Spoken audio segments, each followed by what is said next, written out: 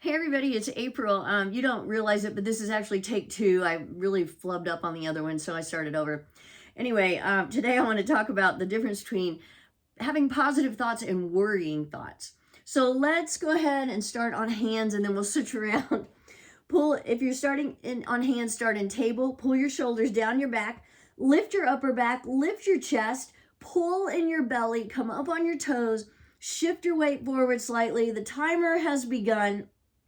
And then do all of that again. Press into the floor again. Separate your shoulders. Pressing your heels back. Tightening up your glutes.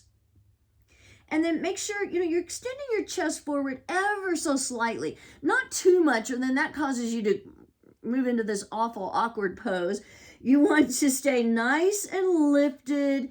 Everything long. This is another good reason why you might want to have your camera on so you can see what your plank looks like. And then come back into everything again. We're at 30 seconds. Pull in your belly, pressing into the floor. I do this all the time. I may not mention it every single time I do it, but I'm constantly activating, especially my abs. And that's one of the reasons why you do plank. It's such a great core strengthener. Yes, it's also strengthening your upper body, your shoulders, toning your arms, but you got a lot of good stuff going on with with your abs. So we're at a minute. I'm going to stay on my hands a little bit longer, even though this is my second round, and this makes about 4 minutes already. I'm going to keep going. And for whatever reason, I can't go live lately, so I've been having to pre-record something with Facebook. I tell you what, they've become a thorn in my side lately, but I'm not going to go on about it because we are showing this on Facebook. Okay, so I wanted to talk about how, you really want to think positive thoughts. Even when there's something bad going on, sometimes we have to try and change it to a positive somehow, some way. Not to be a Pollyanna, but I was reading an article where it said that 90% of the things we worry about never happen. So that means you end up wasting 90% of your thoughts by worrying, and instead, you should be turning those thoughts into something positive. So we're coming up on 2 minutes. Here we go. I'm going to, you know what? Let's go ahead and do side plank. So if you do side plank, you can stack your feet, or you might bring your top foot in front of you. You can bring your knee down if you really have to. Either way, though, you want to stay lifted out of that bottom hand or arm. Lift your hips. Reach your upper arm to the sky. So you should really feel it right in here. You're working on your obliques when you're working on side plank.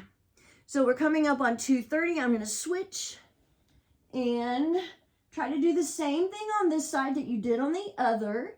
Although sometimes we have a wonky side.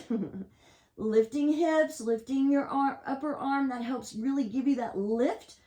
Pretend like somebody's pulling on your fingertips, reaching you toward the sky. Remember, if you're stacking your feet, or wherever you are, actually, press the sole of your bottom foot toward the floor. You don't want to collapse into that bottom ankle bone. Okay, we're at 3 minutes, so I'm going to switch to my forearms. That wasn't a very graceful switch, was it? Make sure you press into your forearms, separate your shoulders, keep your spine long, pulling in your belly. So sometimes we have to think positive thoughts in order to get through a plank. We start thinking, oh, I can't do this. It's too hard. My arms are shaking. My legs are shaking. Or even, I hate doing this. And 3:30, that's not uncommon. But maybe what you need to do instead is think about the positives. The positives are, I'm working on strengthening my shoulders. I'm working on toning my abs, strengthening my lower back, improving my posture. If you think about all that stuff, it sure makes plank seem a lot more positive, doesn't it? Okay, so we're coming up on 4 minutes, and I'm going to do side plank on my forearms. Yep, just because I can. So if you do side plank on your forearm, again, stay lifted out of your bottom shoulder, lift your hips, reach your top arm to the sky.